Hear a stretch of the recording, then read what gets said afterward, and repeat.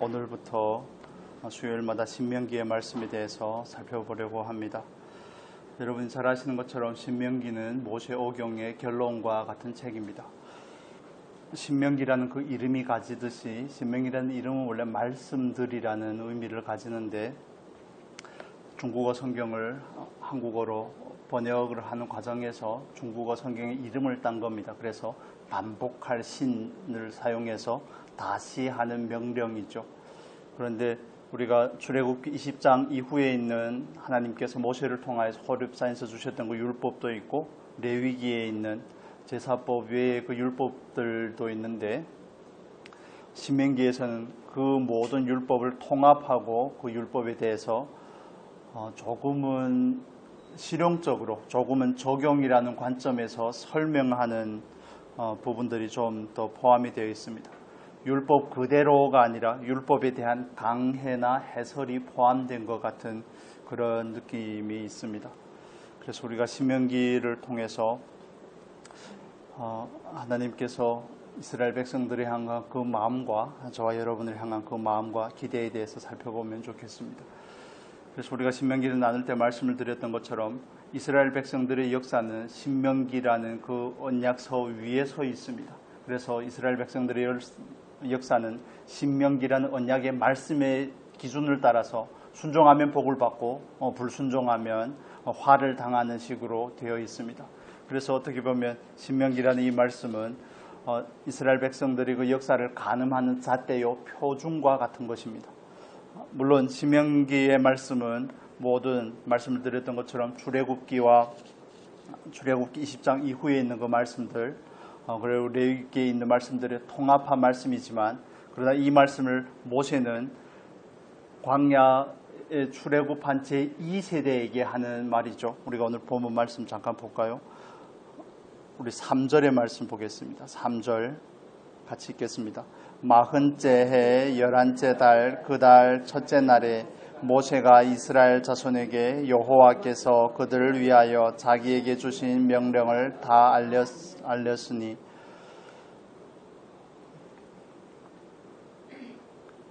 우리 2절에서 말씀하는 것처럼 호렙산에서 세일산을 지나 에서의 후손들이 사는 곳이 세일산이죠. 에돔입니다. 세일산을 지나 가데스 바네아까지 10하루길이었더라 라고 말합니다. 호렙산에서부터 가데스 바네아까지는 10하루길이고 가데스 바네아에서 위로 북으로 올라가면 부엘세바 우리가 창세기에서 보통 아브라함이 이삭이 거주했던 곳으로 우리가 알려진 부엘세바까지는 한 80km, 한 4일 정도면 갈 수 있는 거리입니다. 거기가 가나안 땅의 경계니까요. 우리가 가나안 땅을 말할 때 북쪽은 단, 아래쪽은 부엘세바 이렇게 말하거든요. 우리가 한반도를 말할 때는 북쪽은 신의주, 남쪽은 어디입니까? 마라도, 부산 이렇게 말하는 것과 똑같은 의미죠. 그런데 10하루길 가데스 바네아에서 민수기 13장, 14장에서 이스라엘 백성들이 모세가 12정탐꾼을 선발을 해서 그들을 가나안 땅에 보내는데 그들이 가서 40일 동안 정탐하고 나서 부정적인 자기들의 보고 느낀 것을 따라 하는 그 보고를 따라서 이스라엘 백성들이 혼란을 겪게 되고 결국에는 광야라는 40년이라는 유리 방황하는 시간을 가지게 되죠. 정확하게는 40년은 아니지만 그렇습니다. 그래서 2절과 3절에서는 이 두 가지가 현명한 대비가 되는 겁니다. 사실 얼마 지나지 않으면 들어갈 수 있는 땅이었는데 그러나 그들의 불순종으로 인한 그 결과가 얼마나 처참한지에 대해서 모세는 암시하고자 하는 것입니다. 그래서 이 신명기의 말씀을 출애굽 두 번째 세대, 광야에서 태어난 그 세대에게 다시 전달을 하면서 부모들이 행했던 하나님 앞에서의 그 불순종의 결과를 상기하고 또 이 말씀에 대해서 바른 인식을 가지고 말씀 안에서 살아가기를 바라는 그 기대 가운데서 이런 말씀을 하는 것입니다. 신명기라고 그랬죠. 다시 명령하는 이유가 어디에 있을까요? 하나님은 왜 모세를 통하여서 이 말씀을 다시 하실까요? 이스라엘 백성들이 광야에서 태어난 세대도 40년 동안 부모들이 돌아가는 것도 보고 부모들과 함께 삶에 같이 예배하고 말씀을 듣고 절기를 지키고 하는 과정들에 대해서 부모를 통해 듣던 아니면 모세를 통해 듣던 말씀에 대해서 듣지 않았겠습니까? 그런데 왜 다시 명령을 할까요? 첫 번째 신명기를 이해함에 있어서 가장 중요한 마인드는 이런 겁니다. 반복은 사랑입니다. 하나님께서 자기 백성에게 반복해서 말하는 것은 그 사랑의 표현입니다. 가나안 땅에 들어가면 얼마나 그 땅에서 믿음을 지키면서 살아가는지 얼마나 힘든지를 하나님께서는 아시기 때문에 그렇습니다. 그래서 가나안 땅에 들어가면 가나안 족속을 어떻게 해야 됩니까? 다 쫓아내야 됩니다. 그런데 그들이 사사기에 보면 다 쫓아내지 못하죠. 쫓아내기 싫어서도 쫓아내지 못하지만 때로는 자기들의 능력이 없어서도 원함이 없어서도 못하지만 때로는 하기 싫어서도 또 자기들의 능력이 부족함으로 인해서 다른 의미로 말하면 하나님을 신뢰하지 않으므로 하나님의 말씀에 철저하게 순종하지 않으므로 인해서 가나안 땅을 온전히 다 쫓아내지 못하게 됩니다. 그리고 다윗 때에 와서야 우리 여부스 족속이 점령하고 있던 예루살렘과 같은 그런 성들은 다윗 왕이 되고 나서야 결국 점령하고 이스라엘의 수도가 되고 하는 이런 과정들이 있습니다. 그래서 하나님께서 모세를 통하여서 이스라엘 백성들에게 이 말씀을 다시 언급하는 것, 율법의 말씀을 설명한 율법이라는 그 기본적인 틀 안에서 그걸 조금 더 쉽게 풀어서 설명하는 이 부분은 하나님께서 이스라엘 백성, 자기 백성을 위한 사랑이 있음을 이해를 하셨으면 좋겠습니다. 하나님의 마음을 먼저 이해하자는 겁니다. 신명기를 우리가 나누다 보면 기억하라, 들으라 이런 표현들이 엄청 많이 나오거든요. 들은 대로 행하라 하는 이런 표현들. 그런데 그런 표현들을 하는 이유가 뭡니까? 그대로 하지 않으면 결과가 어떠한지를 아시기 때문에 하나님께서 자기 백성들을 위하여 그 말씀을 하시는 겁니다. 우리 여기 3절에 보면 이렇게 말씀하죠. 하반절에 보면 여호와께서 그들을 위하여 자기에게 주신 명령을 다 알렸으니 여호와께서 누구를 위해서 명령을 주셨습니까? 그들을 위해서 주셨습니다. 하나님은 물론 하나님을 위해서 일하신다고 하시지만 그러나 하나님은 하나님의 백성을 사랑하시는 분이시죠. 자비와 인애가 그 긍휼이 무궁하신 하나님이시죠. 그래서 하나님은 자기 백성을 위해서 이 말씀을 하시는 겁니다. 여러분 부모들이 아이들을 훈육할 때 반복해서 말하지 않습니까? 이것은 하지 말라, 저것은 하라. 아이들에게 좋은 습관을 형성하기 위함이라는 그 과정도 있죠. 어릴 때도 그렇고 어른이 되어서도 부모들이 가끔씩 권면하는 이유가 어디에 있습니까? 바른 생활 습관을 가지고 건강한 사회인으로 신앙을 가진 부모라면 그가 정말 하나님 앞에서 좋은까지는 아니라도 그리스도인답게 살기를 원하는 그 마음과 기대가 있기 때문에 예배를 드렸는지 헌금 생활은 성실하게 하는지 말씀을 읽는지 기도는 하는지 말씀을 묵상은 하는지 이런 부분들에 대해서 체크하려고 하고 관심을 두는 게 아니겠습니까? 그건 사랑이죠. 부모 편에서는 사랑인데 자녀 편에서는 왜 그렇게 자주 말씀하시냐고. 부모는 사랑이라고 말하는데 물론 거기에 부모의 욕망이 들어갈 때도 있습니다. 순수하지 못한 소원이 있을 때도 있지만 그러나 자녀의 입장에서는 그게 잔소리처럼 느껴지는 겁니다. 그게 마치 부모는 사랑이지만 자녀에게서 잔소리가 되는 것처럼 이스라엘 백성들이 마치 하나님 앞에서 그런 것 같습니다. 한번 말씀하시면 알겠다고 왜 자꾸 말씀하십니까? 왜 임방에도 줬고 문설주에도 줬고 여기다가 감고 머리에도 띠를 띠고 왜 말씀을 그렇게 가까이 해야 됩니까? 앉으나서나 그 말씀을 암송하고 그 말씀을 가까이 해야 됩니까? 말씀을 가까이 하지 않으면 사망이기 때문에 그렇습니다. 들어가라고 하면 들어가면 되는데 못 들어가겠다고 하니까 이 사달이 난 거 아니겠습니까? 10하루길 부엘셰바까지 4일 더 버텨서 보름이면 올라갈 길을 가데스 바네아에서 불순종함으로 인해서 40년 가까이를 광야에서 그냥 뺑뺑이를 돈 거 아닙니까? 물론 그렇게 돌리는데 신명기 8장에서 하나님의 목적하심이 있지만 그러나 결론적인 것은 그들이 불순종하기 때문에 이런 결과가 초래되었다는 것입니다. 그래서 하나님께서 모세를 통하여 말씀하실 때에는 그게 사랑임을 우리가 이해를 하시면 좋겠습니다. 하나님께서 저와 여러분에게 왜 반복되는 말씀을 하시고 반복되는 깨달음을 주실까요? 왜 반복하여 학습하라고 하시고 반복하여 말씀을 암송하고 묵상하라는 그런 권면들을 왜 자꾸 하실까요? 사랑이기 때문에 그렇습니다. 사랑하지 않으면 말씀하지도 않습니다. 우리 로마서 한번 볼까요? 로마서 1장. 성경에서 가장 무서운 표현 중에 한 가지라고 저는 생각이 되는데 로마서 1장을 한번 보겠습니다. 26절 24절 먼저 보겠습니다. 24절 그러므로 하나님께서 그들의 마음의 정욕대로 더러움에 내버려 두사 그들의 몸을 서로 욕되게 하게 하셨으니, 위에서는 18절부터는 쭉 죄에 대한 부분들에 대해서 설명을, 어떤 죄와 불의가 있는지에 대해서 설명을 합니다. 그리고 26절에도 보면 이 때문에 하나님께서 그들을 부끄러운 욕심에 내버려 두셨으니, 28절에 보면 또한 그들이 마음에 하나님 두기를 싫어하며 하나님께서 그들을 그 상실한 마음대로 내버려 두사, 이게 하나님의 말씀이 반복적으로 선포되고 반복적인 권면이 있음에도 듣지 않을 때 하나님께서 하시는 최종적인 결론인 것이죠. 내버려 두사. 정말 무서운 것입니다. 에베소 교회를 향하여서는 하나님께서 뭐라고 말씀하십니까? 어디에서 떨어졌는지를 돌아보고 회개하라고 말씀합니다. 첫사랑을 회복하라고 말합니다. 그러지 않으면 뭐 하겠다고요? 촛대를 옮기시겠다고 말씀을 하죠. 물론 촛대를 옮긴다는 것은 더 이상 그들을 사용하지 않겠다는, 통로로 삼지 않겠다는 표현이기도 하지만, 로마서에서 내버려 둔다는 것은 더 무서운 표현인 겁니다. 우리가 디모데서를 읽고 있지 않습니까?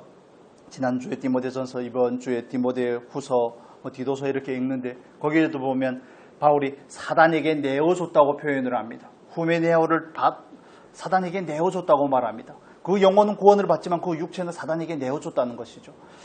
그래서 저와 여러분들을 향한 그 하나님의 마음을 우리가 조금이나 이해하고 만지면 좋겠습니다. 왜 하나님은 반복해서 기억하라고 그러시고 내가 한 거야 이렇게 자꾸 공치사를 하실까? 잘 알아못 먹으니까 그런 것 같습니다. 자녀들을 향해서 부모가 반복해서 훈육하는 이유도 그렇죠. 좀 사회적인 규범을 준수하고 건강한 생활 습관을 가지고, 또 자녀들이 그걸 자꾸 잊어버리고 하니까 부모는 자녀를 향해서 반복해서 말하는데 자녀가 잔소리라고 여겨지는 것처럼, 저와 여러분의 하나님 앞에서 하나님의 말씀을 대할 때 늘 사랑이라는 그 입장에서 받으실 수 있기를 바랍니다. 그 입장에서 받지 않으려고 하면 아무리 좋은 말씀도 그냥 울리는 꽹과리가 될 수밖에 없는 겁니다. 아무리 좋은 말씀이면 어떻게 하겠습니까? 이스라엘 백성들이 하나님의 말씀을 그렇게 지척에 두고 가까이 하고 하나님의 말씀을 들었음에도 불구하고 그들이 하나님의 말씀을 멸시할 때 그 말씀을 멸시하는 결과는 그들의 불순종으로 인해서 그들은 결국 패망에 이르게 되는 것입니다. 얼마나 많이 듣느냐가 물론 중요하지만, 그러나 들을 때 어떤 마인드를 가지고 듣느냐는 훨씬 더 중요한 부분입니다. 이스라엘 첫 세대, 출애굽한 첫 세대는 하나님의 말씀에 불순종함으로 인해서 물이 없어도 떡이 없어도 고기가 없어도 맨날 원망하고 불평을 하다가 광야에서 사라져갔지만, 그러나 다행인 것은 가나안 땅을 정복하기까지는 이스라엘 백성들이, 여호수아가 죽기 전까지는, 그 1세대 장로들이 죽기 전까지는 이스라엘 백성들의 가나안 땅을 정복하고 하는 일들에 있어서 신명기의 말씀을 따라서 행하더라는 겁니다. 위안이 아닐 수가 없습니다. 그래서 신명기는 우리에게 분명히 그걸 보여주고자 하는 겁니다. 순종하면 은혜와 축복이 있지만 불순종하면 결국 파멸과 멸망으로 치닫게 된다는 것을 신명기를 시작하면서 미리 말씀을 하는 겁니다. 보름이면 갈 길을 순종하지 않았던 그 결과가 40년이라는 유리방황이었음을 전제로 하고 모세가 출애굽한 이 세대를 향하여서 말씀을 하는 겁니다. 그렇다면 모세가 신명기의 말씀을 선포할 때, 말씀을 전할 때 모세라는 하나님의 종이라는 입장에서 이 말씀을 그 입장에서 살펴보면 좋겠습니다. 우리 1절에 보면 이렇게 말하죠. 1절 우리 같이 다시 읽겠습니다. 이는 모세가 요단 저쪽 숲 맞은편에 아라바 광야하고 바랑과 도벨과 나방과 하세롯과 디사합 사이에서 이스라엘 무리에게 선포한 말씀이니라. 돋보기를 안 꼈더니 잘 안 보여서 그렇습니다. 디사합인지 디시합인지 자꾸 헷갈려서. 모세가 선포한 것은 하나님께서 모세에게 주신 말씀입니다. 우리가 말씀의 사역자가 아닙니까? 설교를 하는 사람만이 아닙니다. 모든 그리스도인의 궁극적인 목적은 말씀의 통로가 되는 겁니다. 말씀의 통로가 된다는 것은 곧 저와 여러분을 통해서 하나님이 나타난다는 것이죠. 하나님의 뜻이 전파되고 하나님의 뜻이 선포되고 하나님의 성품이 우리의 말과 언행을 통해서 나타나는 것을 의미하는 겁니다. 그래서 여기서 모세가 무리에게 선포한 말씀은, 모세가 선포한 말씀은 모세에게서 비롯된 겁니까? 하나님으로부터 비롯된 겁니까? 우리는 그 답에 대해서 너무 잘 알고 있습니다. 시내산에서 모세가, 호렙산에서, 시내산 같은 말이죠. 시내산에서 하나님께서 모세에게 계시한 대로 모세는 이스라엘 백성에게 그 말씀을 선포한 것입니다. 그래서 저와 여러분이 하나님 앞에서 말씀을 맡은 사역자로서의 그 입장으로, 말씀을 맡은 종의 입장으로서 우리는 늘 하나님 앞에서 하나님께서 맡기신 것을 말씀하고자 하셔야 됩니다. 계시하신 것을 말씀하고자 해야 되는 것이죠. 정말 자녀들을 양육함에 있어서 주일학교든 청소년부든 공과를 함에 있어서 우리가 하나님을 향해서 그 누군가에게 복음을 전파한다든지 양육하고 가르친다든지 모든 부분에서 그렇지 않겠습니까? 가장 하나님을 향해서 가장 원하는 게 뭐냐고 저한테 물어본다면 정말 예수님께서 하셨던 것처럼 내가 하는 것은 내 말이 아니고 하나님께서 주신 말씀이라는, 그게 저는 마음에 너무 많이 다가옵니다. 어떤 사람이 되고 싶습니까 하면 그냥 깔끔하게 한마디로 정리할 수 있을 것 같습니다. 말씀과 성령의 사람이 되고 싶습니다. 성령을 따라 말하는 사람이 되고 싶습니다. 지식을 가진 사람은 많다니까요. 여러분 CBS입니까? CBS라든지 기독교 채널들을 틀면 정사뉴스 설교 잘하시는 분들이 엄청 많습니다. 어떻게 그렇게 쉬지도 않고 말씀을 하는지, 그 말씀이 어떠한지에 대해서는 우리가 말할 수 없지만, 그러나 최소한 저와 여러분이 하나님의 종으로 부름을 받아서 하나님의 말씀을 맡은 자로서 가족들을 대하듯 우리에게 맡긴 영혼들을 대함에 있어서 정말 나는 나로 말하지 않고 하나님으로 말할 수 있는가, 이 부분에 늘 관심을 가지셔야 되는 것입니다. 저도 이 부분에 대해서 늘 안타깝고 늘 부족하고 늘 온전하지 못함 때문에 때론 스스로를 자책할 때가 너무 많지만, 그런데 이게 안 되면 설교를 하면 뭐 하겠습니까? 물론 설교라는 거 행위 자체가 중요하긴 하지만, 그러나 우리가 하나님 앞에 갔었을 때 우리의 공력이 뭐가 되겠습니까? 나는 나는 고등학교 때부터 중고등부 교사를 하고 주일학교 교사를, 그래서 어쩌라고요? 하나님 앞에 얼마나 섬겼는가 하는 그런 것이 자꾸 과시가 되고 나타나고 하는데, 아니요, 그렇지 않습니다. 우리가 정말 하나님 앞에서 맡기신 것을 말하는가, 아니면 나로 말하는가, 내가 말하고 싶은 것을 말하는가 하는 기본적인 그 텍스트의 내용의 문제가 먼저 있는 거죠. 어떤 방식으로, 어떤 단어와 어떤 논리를 가지고 설명을 하느냐 하는 것은 모세가 5절에서 말하는 것처럼 그건 설명에 관한 부분이지만, 그러나 1차적인 것은 그 말씀이 나에게 조명이 되었는가가 가장 1차적인 점검인 것입니다. 그게 계시가 되었는가, 나는 계시된 말씀을 받았는가, 그 다음에 그 받고 들은 것을 각자의 그 지각 안에서 그것을 해석을 하고 이해를 하고 설명을 하는 게 아니겠습니까? 그래서 우리가 예수님의 예를 좀 보면 좋겠습니다. 요한복음 같이 보겠습니다. 요한복음에 특별히 이런 부분들을 많이 말씀을 하는데, 요한복음 3장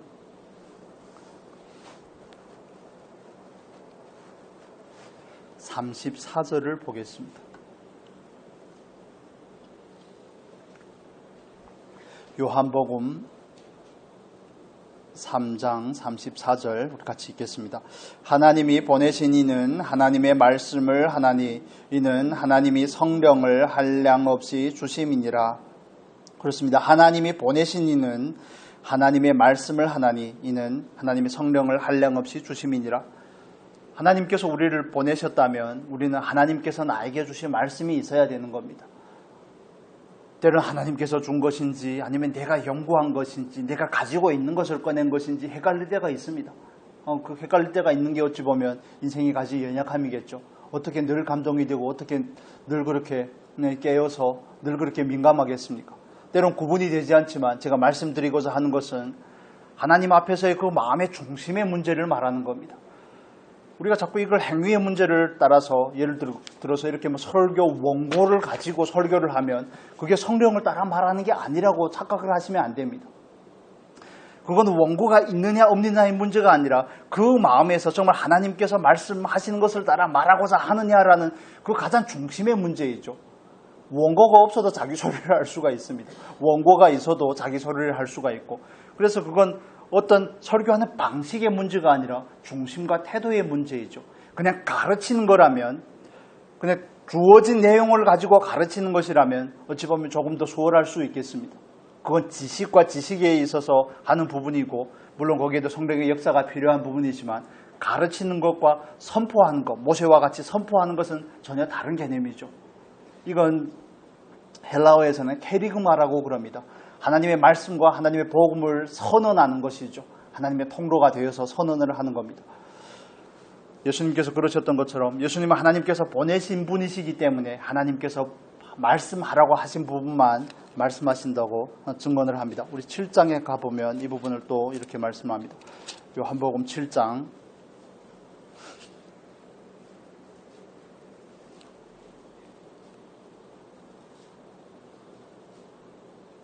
16절의 말씀을 보겠습니다. 요한복음 7장 16절의 말씀 같이 읽겠습니다. 예수께서 대답하여 이르시되 내 교훈은 내 것이 아니요 나를 보내신 이의 것이니라. 내 교훈은 내 것이 아니요 나를 보내신 이의 것이니라. 예수님께서 심지어는 하나님의 아들이신 예수님께서도 그렇게 하셨다면 우리가 하나님 앞에서 정말 말씀을 맡은 자로서의 그 사명감과 소명의식을 느낀다면 우리는 이 부분에 있어서 정말 하나님 앞에 매달리고 기도하고 해야 되는 줄로 믿습니다.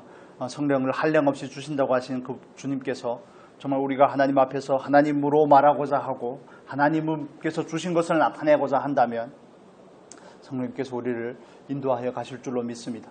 물론 그 말하는 방법이나 논리나 구조나 단어에 사용하는 양이나 이런 부분들에 있어서는 각자에게 주어진 국어 실력에 따라 나오는 겁니다. 그 국어 실력이 전혀 없으면 하나님께서도 끄집어내실 수가 없습니다. 성령께서도 끄집어내실 수가 없습니다.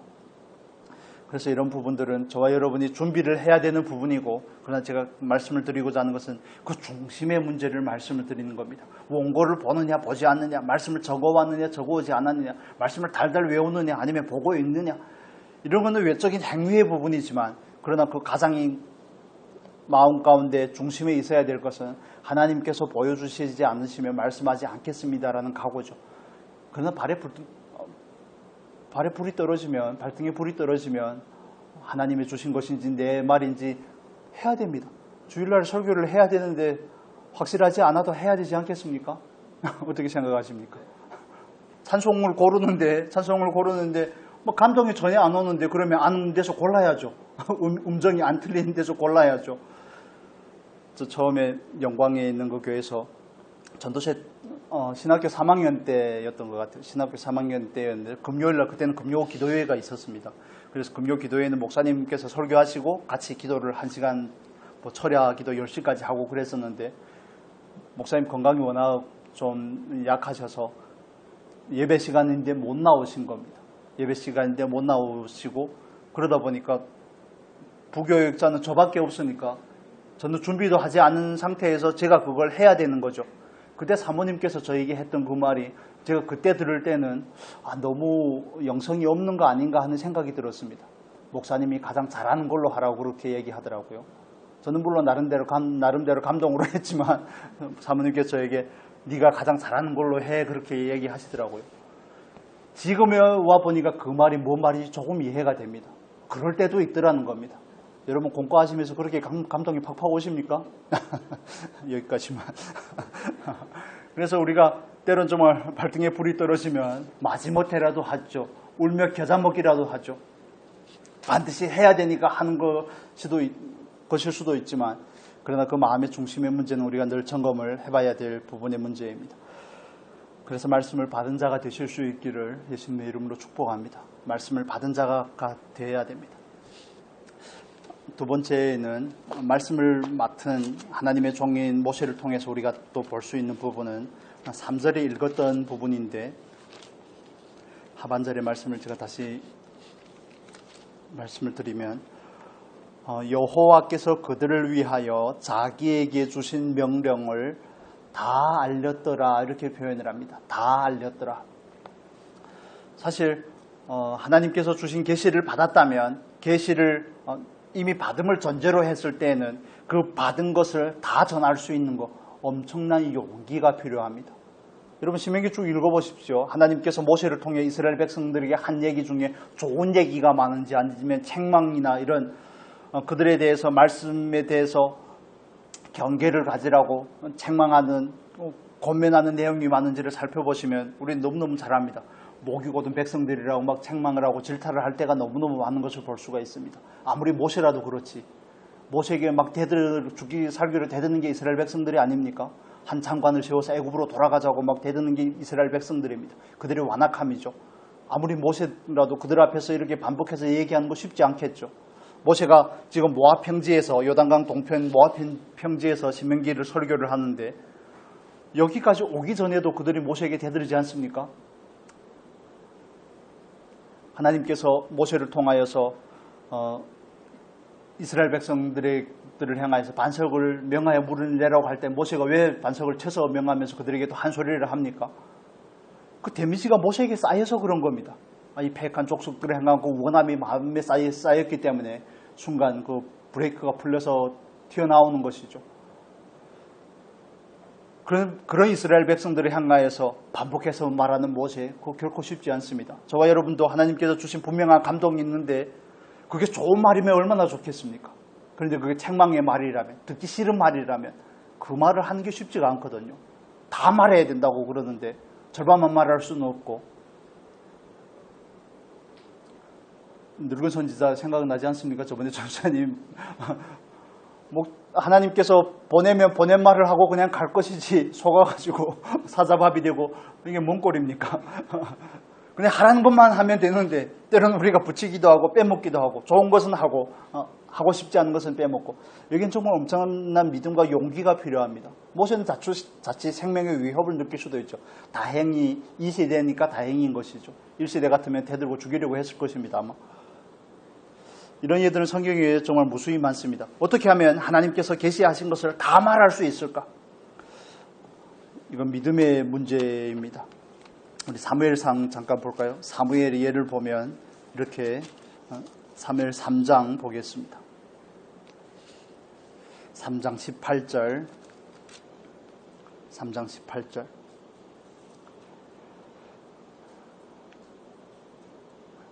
우리 16절부터 보면 좀 더 이해가 될 것 같습니다. 16절에서 18절 같이 읽겠습니다.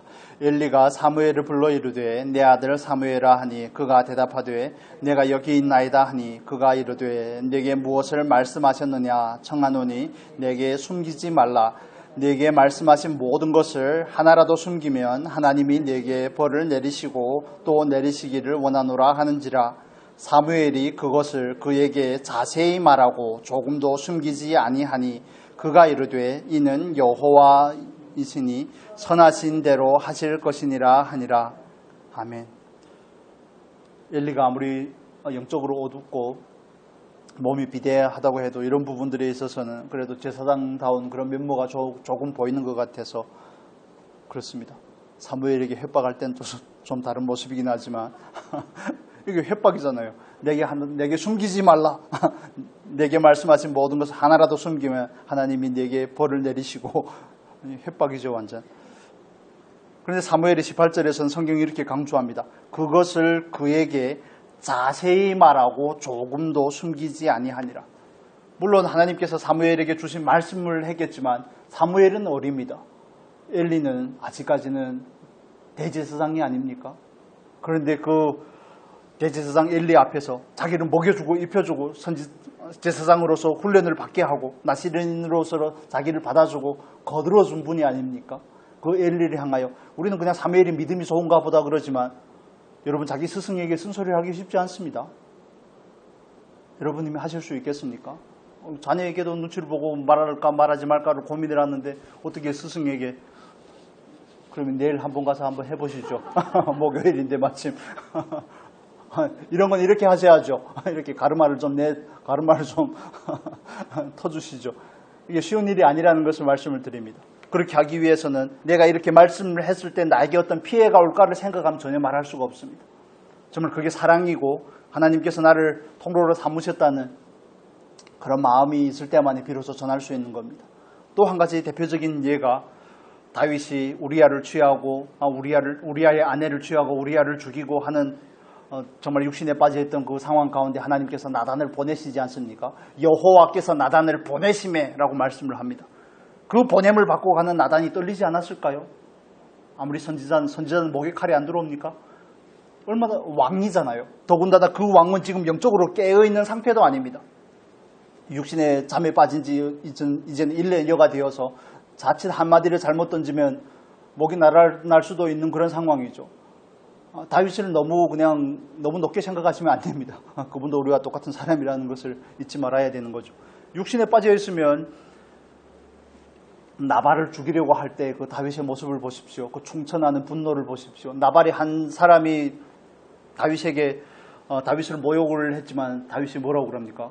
아주 그냥 삼족을 멸하겠다는 뜻이죠. 우리 식으로 말하면 가장 심한 것은 구족을 멸하는 겁니다.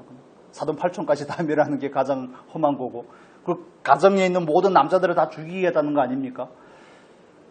그래서 그런 왕인 다윗에게 나가서 말할 수 있는 그 나단, 물론 비유를 들어서 말하는 것은 그의 지혜이겠지만 그런 부분들은 정말 굉장한 용기라는 생각이 듭니다. 예수님께서도 마찬가지죠. 그 시대 대제사장들을 향하여서 정말 나름대로 경건하다고 생각하는 그 바리새인들을 향하여서 쓴소리를 한다는 거.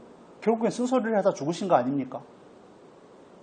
죽기 싫어서 쓴소리를 못하겠습니다. 그러면 하나님이 보낸 사람이 아닐 수가 있는 거죠. 하나님이 보낸 사람이라면 자기가 선포한 말씀의 그 결과에 대해서 어떤 대가가 올지라도 어느 정도 준비가 되어 있는 저와 여러분이 되었으면 좋겠습니다. 우리 아직 온전하지 않아서 그러기가 좀 어려운데 전 사부님을 보면서 가장 부러운 부분들이 그런 겁니다. 사람의 눈치를 보지 않는다는 것. 듣는 사람이 때로는 상처받을 때도 있죠. 그렇지만 그런 걸 용감하게 얘기하실 수 있는 것, 저는 그게 좀 장점이라고 생각을 합니다. 마음이 때로 너무 약해서 너무 보드라와서 그런 쓴소리를 못하는 거, 하나님 앞에서는 별로 바른 종의 모습은 아니죠. 그래서 내일부터 쓴소리를 하겠다. 뭐 그렇게 받아들이시면 되겠습니다.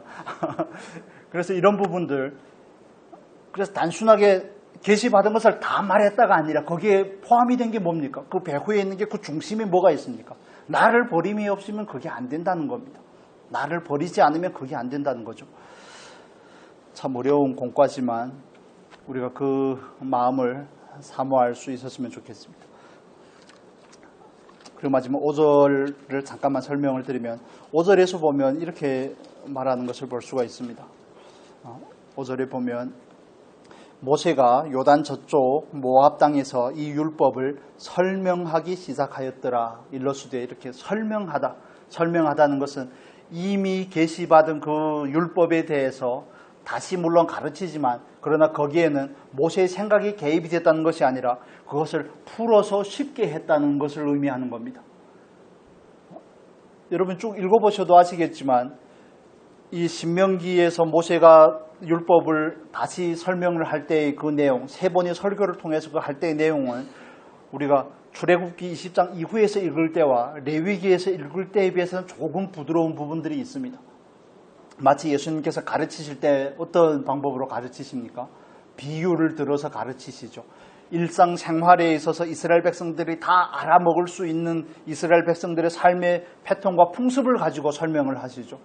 그것처럼 우리가 하나님 앞에서 정말 영감이 있어서 하나님으로부터 계시를 받는 것, 그 계시를 따라서 다 전하고자 하는 것 굉장히 중요한 것입니다.